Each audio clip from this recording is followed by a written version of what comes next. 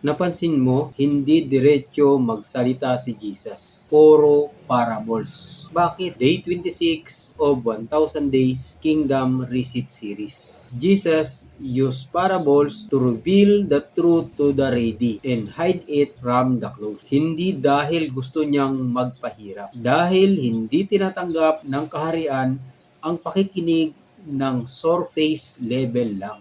Sa Hebrews mindset, ang truth ay hindi lang ini-explain. Ito ay hinihintay mong maunawaan. Kaya ang parables, sa may bukas na puso, ito'y nagiging revelation. Sa may saradong kaisipan, ito'y nagiging kwento lang. Sinabi ni Jesus, kung sinong may pakinig, ay makinig. Ibig sabihin, hindi lahat ng nakikinig ay nakakaintindi. Parables don't confuse the truth. They expose the condition of the heart. Sa tuwing nakikinig ka ng truth, huwag ka lang makinig. Tanungin mo, handa ba ang puso ko na maintindihan ito? Dahil ang understanding, hindi lang yan sa utak. Nagsisimula sa puso. Ako ba ay nakikinig lang o handang umunawa? Kung gusto mong maintindihan ang hiwaga ng kaharian, i-follow mo ko, mag-like, leave a comment, and share. Dito, hindi lang tayo nakikinig. Natututo tayong makakita at makaunawa. Kung nagustuhan mo ang On This series, add to favorite. See you in the next upload. Shalom!